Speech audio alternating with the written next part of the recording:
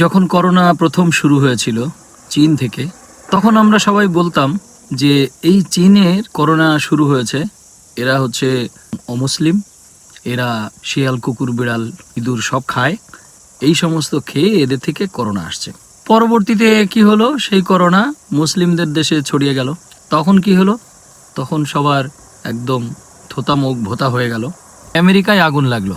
আগুন লাগাতে আমরা কি বললাম যে এরা অমুসলিম, এরা পাপ কাজে ভরে গেছে। লস অ্যাঞ্জেলসে হলো পাপের রাজ্য, এখানে পাপ করতে করতে এমন ভরা ভরছে যে আগুনে সব পোড়ায় দিল। তো সৌদি আরবে যখন বন্যা হলো, তখন কি বললেন, আল্লাহ মুসলিমদের পরীক্ষা করছেন। এই তো আমাদের মানসিকতা। আমরা অন্যের ব্যাপারে খুব দ্রুত বিচার করে ফেলতে পারি, কে কি, কে কেমন, কার কি সমস্যা, কে কত পাপী, কে কত ভালো। হ্যাঁ, নিজের বেলায় তো কেউ বিচার করতে পারছেন না আপনি কত ভালো। আক্ষরিকভাবে বলি যে আমি অনেক ভালো, লোকটা চুরি করলে কি হবে, লোকটা ইমানদার আছে, ব্যাপারটা এরকম।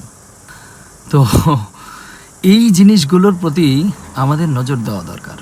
অন্যের সমালোচনা না করে অন্যের বিচার করার ক্ষমতা আমাদের নাই, কারণ কার মনে কি আছে, কে কতটুকু পাপী আর কে কতটুকু পুণ্যবান, তা একমাত্র আল্লাহ ভালো জানেন। আপনি জানেন শুধু আপনারটা। সুতরাং আমি বা আমরা মন্তব্য করব আমাদের নিজেদেরকে নিয়ে। আমরা নিজেরা তো গ্যারান্টি দিতে পারছি না যে আমি ভালো মানুষ, আমি মুমিন ব্যক্তি, আমি জান্নাতি। জান্নাতের বেলায় আল্লাহ ভালো জানেন, অথচ আল্লাহ গ্যারান্টি দিয়ে রেখেছেন যে যারা বিশ্বাস করবে ও সৎ কাজ করবে তারা জান্নাতে যাবে। তো এই ছোট্ট কথাটার আমরা আজ পর্যন্ত নিজের বেলায় গ্যারান্টি দিতে পারলাম না। আমাদেরকে সচেতন হতে হবে আমাদের কর্ম সম্পর্কে, আমাদের চিন্তা সম্পর্কে, আমাদের কথা সম্পর্কে। অন্যের বিচার করার ক্ষমতা বা যোগ্যতা বা অধিকার কোনোটাই আমাদের নাই।